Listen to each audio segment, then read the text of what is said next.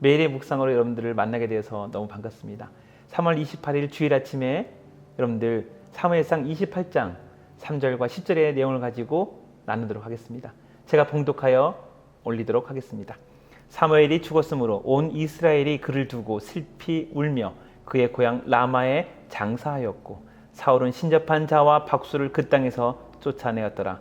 블레셋 사람들이 모여 수넴에 이르러 진침해 사울이 온 이스라엘을 모아 길보아에 진쳤더니 사울이 블레셋 사람들의 군대를 보고 두려워서 그의 마음이 크게 떨린지라.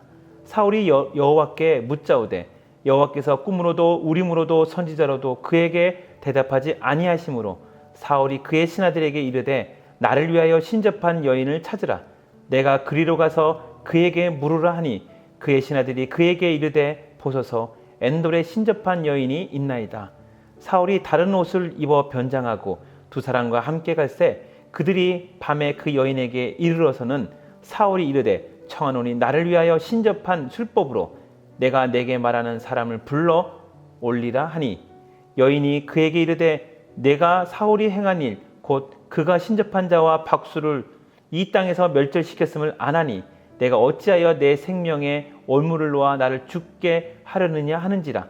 사울이 여호와의 이름으로 그에게 맹세하여 이르되 여호와께서 살아계심을 두고 맹세하노니 내가 이 일로는 벌을 당하지 아니하리라 하니. 오늘 두 가지 포인트를 가지고 여러분들에게 말씀을 드리겠습니다. 우선 제목은 하나님 밖의 성도들이고요. 하나님 밖의 성도들 1. 달란트를 잃어버리다. 그리고 2. 자기 기준이 생기다. 하나님 안에 있을 때 사람들은 달란트가 빛이 납니다. 우리 사울은 순종적이고 담대했던 분이었습니다.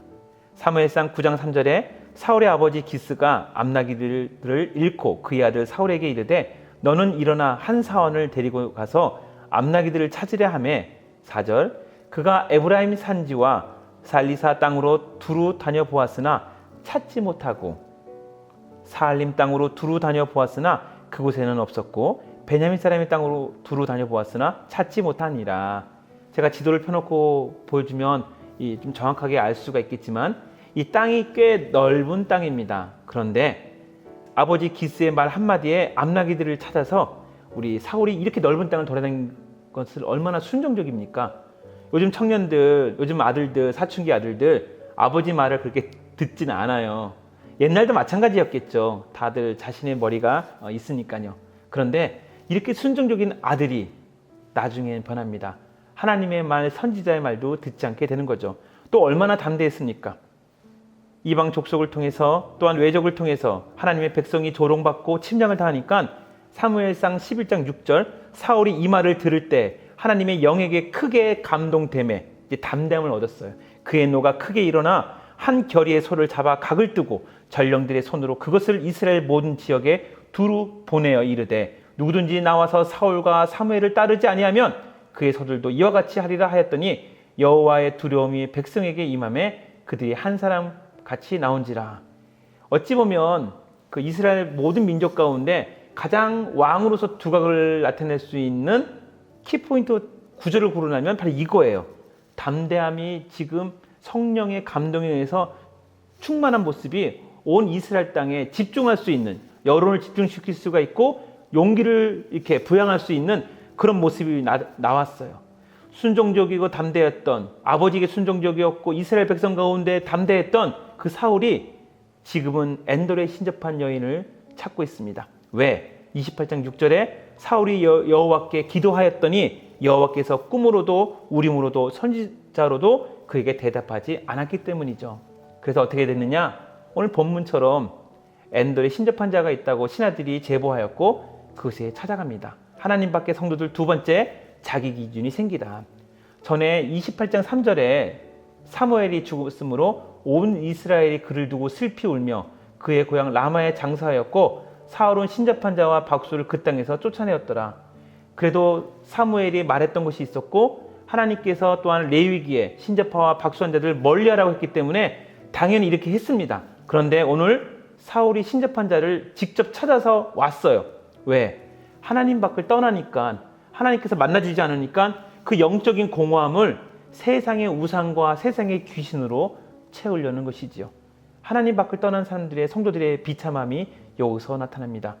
28장 7절 사울이 그의 신하들에게 이르되 나를 위하여 신접한 여인을 찾으라. 내가 그리로 가서 그에게 물으리라. 그의 신하들이 그에게 이르되 보소서 엔돌에 신접한 여인이 있나이다. 네, 이 구절대로 찾아서 왔고요. 엔돌에 신접한 여인이 내가 사울 때문에 이렇게 쫓겨났고 나의 친구들 다 죽었는데 내가 당신에게 점을 쳐주면 나 죽습니다. 그랬더니 자신의 신분을 밝혔는지 모르지만 사울이 담대하게 이렇게 얘기합니다. 사울이 여호와의 이름으로, 아니 지금 귀신에게 지금 점치러 왔는데 여호와 이름을 왜 하는지 모르겠습니다. 이렇게 껍데기 신앙만 있으면 말로만 크리스천처럼 보이는데 이런 실수를 범하게 되는 거예요. 계속 읽어볼게요. 여호와의 이름으로 그에게 맹세하여 이르되 여호와께서 살아계심을 두고 맹세하노니 내가 이 일로는 벌을 당하지 아니하리라 하니. 신접한 자와 박수를 쫓아낸 이유는 하나님이 명했기 때문이죠. 왕의 입술을 통해서. 그런데 사울은 착각하고 있어요. 자신이 명한 것처럼. 그래서 하나님 밖을 떠난 성도들은 항상 어떻게 되냐면 교만하게 되고 변명하게 되고 자기 기준을 찾게 됩니다. 딱 지금 사울의 모습이 그거예요. 달란트를 잃어버렸고 하나님의 기도가 안 되니까 자기 기준이 생겨서 자기의 권한으로 신접한 자를 살려준다고 명하고 있는 것이죠. 말씀을 정리하겠습니다. 하나님 안에 있을 때 하나님이 주신 달란트가 빛이 납니다. 그리고 우리 기준이 명확합니다. 세상의 기준이 오더라도 확실하게 자를 수가 있어요. 그런데 두려움과 죄의 억눌림, 회사에 대한 어떤 위기 질서와 아니면 어떤 음식 문화와 술 문화와 또 여러 가지 또 세상의 법칙이 있잖아요. 거기에 두려움과 죄에 억눌리면 우리의 달란트가 빛이 나지 않고요. 세상의 기준이 만들어지게 됩니다. 하나님에 대한 기준, 정확하게 하나님을 바라보지 않으면 우리는 분명히 벗어나게 되어 있습니다. 오늘 하나님이 허락해 주신 하루를 여러분이 사실 거예요. 근데 오늘 하루 조금 벗어난 것이 나중에 가면 크게 벗어나는 것처럼 오늘 하루 정확하게 하나님 보고 살아가는 것이 제일 중요합니다. 그렇게 하루하루 예수 그리스도와 하나님만 보고 간다면 여러분들은 주님 앞에 갈 때까지 하나님에게 잘했다 칭찬받을 수 있는 귀한 종이 될 줄로 믿습니다. 기도하겠습니다. 하나님 아버지 감사합니다. 사울은 순종적이고 담대했던 아들이며 왕이었습니다. 그런데 기도하지 않고 말씀을 보지 않으니까 하나님 꿈으로도 우림으로도 선지자로도 그에게 대답하지 않았고 그는 이제 변명하게 됐고 교만하게 됐고 자신의 기준을 만들게 되었습니다. 하나님 저희도 오늘 하루를 살아가는 데 있어서 이런 실수를 범하지 않게 해주시고 하나님 앞에 늘 잘했다 칭찬받을 수 있는 귀한 주님의 충성된 자녀가 될 수 있도록 하나님 저희를 인도하여 주시옵소서. 예수님의 이름으로 기도드리옵나이다. 아멘.